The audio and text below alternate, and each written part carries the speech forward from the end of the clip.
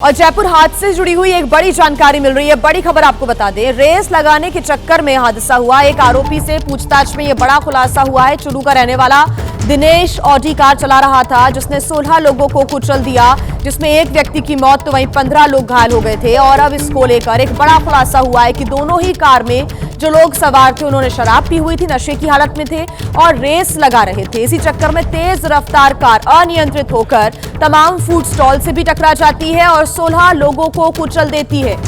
मोहम्मद मोइन हमारे साथ जुड़े हुए हैं ज्यादा जानकारी के साथ। मोहम्मद मोइन, और क्या जानकारी मिल रही है? जो एक व्यक्ति को डिटेन किया गया है उसके द्वारा इस बात का खुलासा किया गया है कि नशे में तो चूर थे ही और रेस लगा रहे थे और इसी वजह से हादसा हुआ, जिसमें एक व्यक्ति की मौत हो गई, 15 घायल हो गए। जी बिल्कुल, ऑडी सवार जिस एक शख्स को हिरासत में लिया गया उसने बड़ी चौंकाने वाली जानकारी दी है। उसने ये बताया है कि जो ऑडी कार थी वो दमन एंड दीव की थी। वहाँ एक ट्रस्ट के नाम पर इसका रजिस्ट्रेशन था और राजस्थान के चुरू जिले का एक बिजनेसमैन है जो सोलर कारोबारी है, जिसका नाम दिनेश रणवा है। 3 महीने पहले उसने इस कार को खरीद लिया था, वही कार को ड्राइव कर रहा था और ऑडी कार की दिनेश रणवा के एक दूसरे जो दोस्त हैं उनकी गाड़ी के साथ रेस हो रही थी और हादसे के वक्त जो ऑडी कार थी उसकी स्पीड तकरीबन 120 किलोमीटर प्रति घंटे की थी और दोनों कारों पर जो लोग सवार थे सभी शराब के नशे में थे। पुलिस को ऑडी कार से 4 मोबाइल फोन भी मिले हुए हैं और दावा ये भी किया जा रहा है कि जो दूसरी कार थी उस पर राजस्थान पुलिस का एक कांस्टेबल भी बैठा हुआ था। बहरहाल जिस वक्त आरोपी का बयान दिया गया उस वक्त शराब के नशे में था। सुबह का इंतजार किया जा रहा है, उसका मेडिकल कराया जाएगा। मेडिकल कराए जाने के बाद उसका एक बार फिर से बयान दर्ज किया जाएगा। बयान दर्ज करने के आधार पर जो बाकी आरोपी हैं उनमें से एक आरोपी की तो पहचान कर ली गई है, जिसका नाम दिनेश रणवा है, जो कार को ड्राइव कर रहा था। चुरू का सोलर कारोबारी है। बाकी आरोपियों के बारे में पड़ताल की जा रही है और पुलिस का कहना है कि जो बाकी 3 लोग हैं जल्दी उनकी गिरफ्तारी की जाएगी और दूसरी कार पर जिसके साथ रेस हो रही थी उसमें जो लोग सवार थे उनको भी हिरासत में लिया जाएगा और अगर उनकी कोई भूमिका सामने आती है तो उनके खिलाफ भी कार्रवाई की जाएगी। ठीक मोहम्मद मोइन, आप नजर बना के रखिएगा, आगे आपसे अपडेट्स हम लेते रहेंगे। तो 2 कार आपस में रेस कर रही थी और उसमें कई लोग सवार थे। इस कार में जिसने सभी को कुचल दिया उसमें 4 लोग सवार थे। एक व्यक्ति को हिरासत में लेकर पूछताछ हो रही है और पूछताछ में क्या खुलासे होते हैं इस पर हमारी नजर रहेगी। केजीएमयू में धर्मांतरण मामले में एक बड़ी जानकारी, आरोपी डॉक्टर रमीज को गिरफ्तार किया गया है। डॉक्टर रमीज पर था 50,000 रुपए का इनाम। पिछले कई दिनों से फरार चल रहा था रमीज। पुलिस को लगातार लंबे समय से रमीज की तलाश थी और उसके ऊपर 50,000 का इनाम भी घोषित किया हुआ था। सरेंडर से पहले रमीज की गिरफ्तारी हो गई है। तो बड़ी खबर इस वक्त हम आपको बता रहे हैं, केजीएमयू में धर्मांतरण के मामले को लेकर ये बड़ी जानकारी, आरोपी डॉक्टर रमीज मलिक को गिरफ्तार कर लिया गया। उसके ऊपर 50,000 रुपए का इनाम भी घोषित किया गया था। आपको बता दें कि लखनऊ के किंग जॉर्ज मेडिकल यूनिवर्सिटी यानी कि केजीएमयू में महिला डॉक्टर के धर्मांतरण मामले में भारी बवाल हुआ। वाइस चांसलर ऑफिस में हिंदू संगठन के कार्यकर्ता घुस गए और डॉक्टर रमीज के मुद्दे पर जमकर हंगामा करने लगे।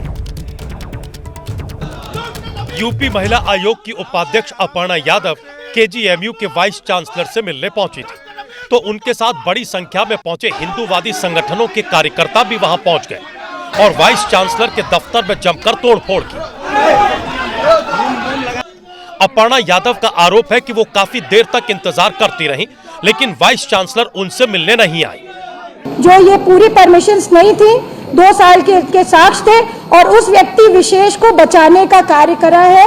ये किसकी शय पे हो रहा है, ये एक बहुत बड़ा प्रश्न है। उधर यूनिवर्सिटी की विशाखा कमेटी ने महिला डॉक्टर के धर्मांतरण मामले में आरोपी डॉक्टर रमीज उद्दीन के खिलाफ कड़ी कार्रवाई की सिफारिश की है। साथ ही वीसी दफ्तर में तोड़फोड़ की कड़ी निंदा की है। केजीएमयू पहले ही आरोपी डॉक्टर रमीज उद्दीन को सस्पेंड कर चुका है। वहीं लखनऊ पुलिस ने डॉक्टर रमीज को गिरफ्तार कर लिया है और अब उसके लखनऊ और पीलीभीत वाले घर की कुर्की की तैयारी है। और आइए अब बात करेंगे तेलंगाना की राजधानी हैदराबाद की, जहां पर मकर संक्रांति पर घर जाने के लिए होड़ मची नजर आ रही है। बड़ी तादाद में लोग मकर संक्रांति पर अपने घर जाना चाहते हैं और इसी की वजह से नेशनल हाईवे 65 पर भयंकर जाम लगा हुआ है। 2 तस्वीरें आपके सामने, हजारों परिवार इस जाम में फंसे हुए दिखाई दे रहे हैं।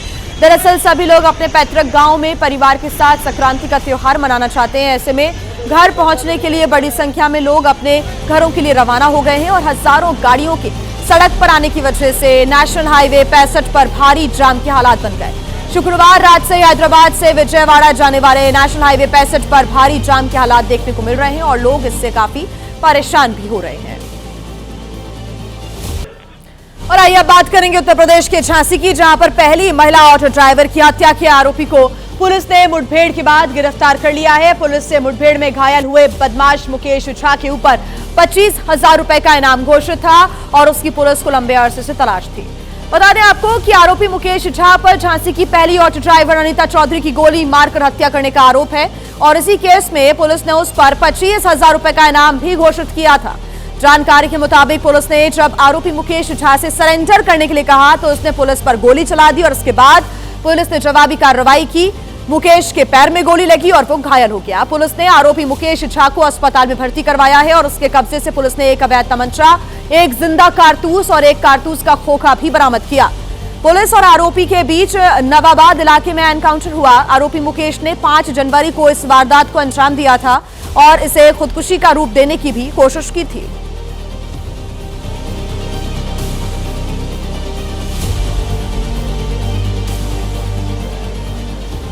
दिल्ली के तुर्कमान गेट इलाके में फिलहाल हालात सामान्य नजर आ रहे हैं। दरअसल पथराव के बाद से तुर्कमान गेट इलाके में सुरक्षा कड़ी कर दी गई थी, तनावपूर्ण स्थितियां थी, लेकिन अब स्थिति सामान्य होने के बाद फैज इलाही मस्जिद के पास लगे बैरिकेड्स को हटा दिया गया है। आपको तस्वीरें भी हम दिखा रहे हैं। कल शुक्रवार था और जुमे की नमाज के मद्देनजर भी यहां पर सुरक्षा व्यवस्था बेहद कड़ी कर दी गई थी। हालांकि कल की नमाज बेहद शांतिपूर्ण तरीके से संपन्न हुई और उसके बाद अब इलाके में हालात एक बार फिर से शांतिपूर्ण नजर आ रहे हैं, सामान्य नजर आ रहे हैं। अतिक्रमण हटाने गई टीम पर यहीं पर पथराव हुआ था और उसके बाद से तनाव के हालात देखने को मिल रहे थे, जिसके बाद बैरिकेडिंग लगा दी गई थी और फिर पुलिस बल की तैनाती भी यहां पर थी, लेकिन अब हालात सामान्य नजर आ रहे हैं। मौजूदगी तुर्कमान गेट के पास है और ये वही इलाका है जो बीते कई दिनों से चर्चा का केंद्र बना हुआ था, क्योंकि यहाँ पर जो फैज इलाही मस्जिद थी जो ठीक मेरे पीछे है, आप देख सकते हैं, यहाँ पर जो आगे का अवैध अतिक्रमण था, एमसीडी और दिल्ली पुलिस 6 जनवरी की देर रात यहाँ पर पहुंचती है, जिसके बाद जो यहाँ पर उग्र भीड़ थी उसने पुलिस के ऊपर पत्थरबाजी कर दी और उसके बाद माहौल यहाँ पर काफी तनावपूर्ण हो गया, जिसके चलते यहाँ की जो मुख्य सड़कें थी वो पूरी तरीके से ब्लॉक कर दी गई थी। लेकिन आखिरकार अब 3 दिन बाद आज 10 जनवरी है और 10 जनवरी को जो मुख्य सड़क है, जो मुख्य मार्ग है यहाँ के, वो फिलहाल प्रशासन द्वारा खोल दिए गए हैं। आप ये देख रहे हैं सामने महाराणा रंजीत सिंह मार्ग है और उसके बाद ये जो रोड जिस पे हम खड़े हैं ये चमन लाल मार्ग है और ये आसफ अली रोड है। तो यानी कुल मिला के यहाँ का जो ट्रैफिक है वो सुचारू रूप से चलने लगा है और यहाँ के लोगों से आखिर जानेंगे लेकिन कि आखिर 3 दिन बाद यहाँ पर जो मुख्य मार्ग है, सड़कें हैं, वो खुली है, 3 दिन से बंद थी, तो अब इनको कितनी राहत मिली है ये मार्ग खुलने से? क्या नाम है आपका? तो आपने सुना कि यहाँ पे ये स्थानीय लोग थे, इनका क्या कुछ कहना है? इनका कहना है कि जब से यहाँ पर जो एमसीडी की जो कार्रवाई करने के लिए पहुंचे थे उसके बाद पत्थरबाजी हुई थी, जो माहौल है वो तनावपूर्ण था, लेकिन अब तकरीबन 3 दिन बाद रोड खुल चुके हैं, मुख्य जो मार्ग हैं वो खुल चुके हैं, जिससे अब लोग अंदर जो तुर्कमान गेट इलाके के अंदर रहते हैं वो आराम से बाहर आ रहे हैं और अब 3 दिन बाद आखिर राहत की सांस ले रहे हैं। लेकिन अंदर के जो इलाके हैं वो अभी भी बंद है, ऐसा हमें स्थानीय लोगों ने बताया है, लेकिन बाहर के जो मुख्य मार्ग हैं वो खुल चुके हैं और जिससे लोगों ने राहत की सांस जरूर ली है। वीडियो जर्नलिस्ट परवीन दीक्षित के साथ उज्जवल कुमार, एबीपी न्यूज, तुर्कमान गेट। और आइए अब खबरों में आगे बढ़ते हैं, बात करेंगे बिहार की, जहां के गयाजी में 1 करोड़ की रंगदारी का मामला सामने आया है।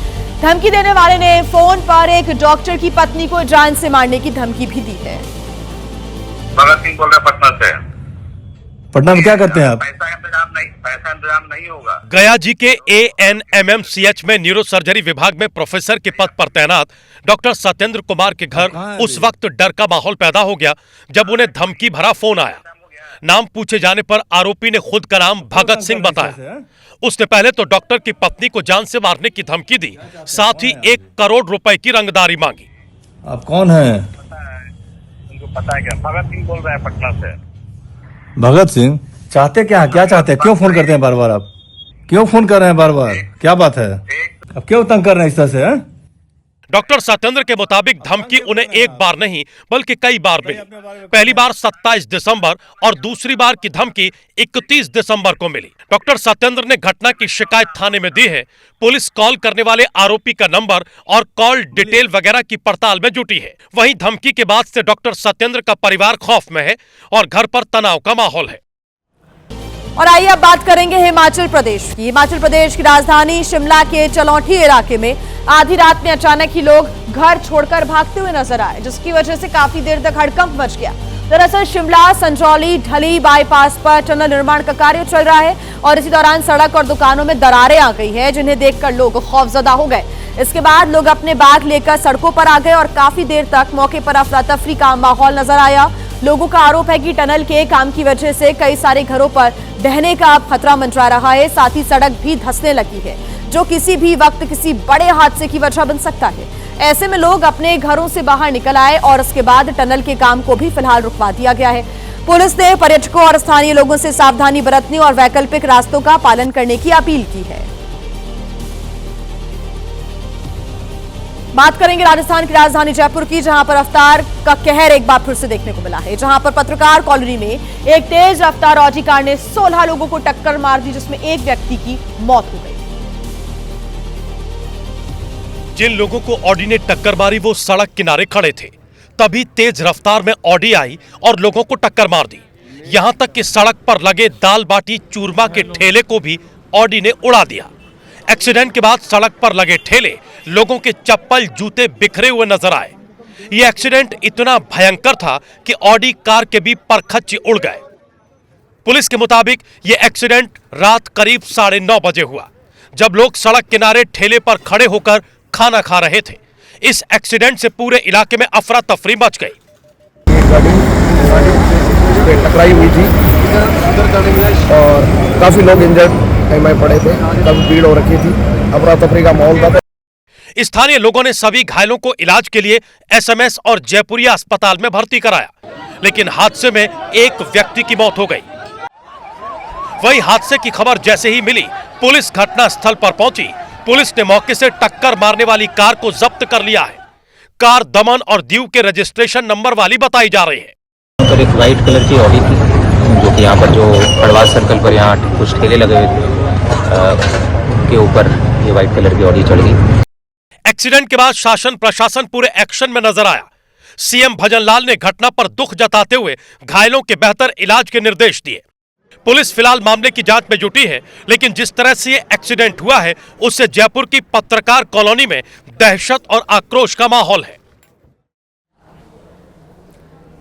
और अब खबर उत्तर प्रदेश के गोंडा से है, जहां पर एक कार्यक्रम में मंच पर चढ़ने के दौरान बीजेपी नेता बृजभूषण शरण सिंह सर के बल गिर गए, जिससे कार्यक्रम में अफरा तफरी मच गई।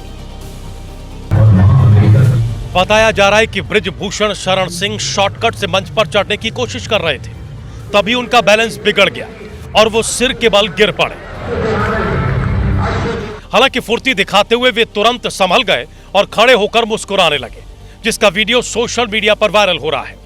दरअसल पूर्व सांसद बृजभूषण शरण सिंह के द्वारा गोंडा में 8 दिन की राष्ट्र कथा महोत्सव का आयोजन किया गया था, जिसका समापन 8 जनवरी को बृजभूषण के 69वें जन्मदिन पर था, जिसमें शामिल होने बड़ी संख्या में लोग इकट्ठे हुए थे।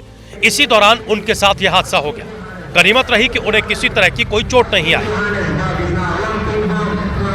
बड़ी खबर आपको बता दें, बिहार की राजनीति से जुड़ी हुई अभी की बड़ी जानकारी। जेडीयू के 12 नेता 6 साल के लिए पार्टी से निष्कासित किए गए हैं। दरअसल पार्टी विरोधी गतिविधियों के आरोप में इन नेताओं के खिलाफ ये कार्रवाई की गई है निष्कासन की। बिहार चुनाव में एनडीए के खिलाफ काम करने का इन नेताओं पर आरोप है और एक नोटिस जारी करते हुए उन 12 नेताओं का नाम भी शामिल किया गया है, जिनको 6 साल के निष्कासित किया गया है। मामले में 3 सदस्यीय समिति जो गठित की गई थी, उसकी रिपोर्ट के बाद यह कार्रवाई की गई है। जेडीयू प्रदेश अध्यक्ष उमेश कुशवाहा ने यह बड़ा एक्शन लिया।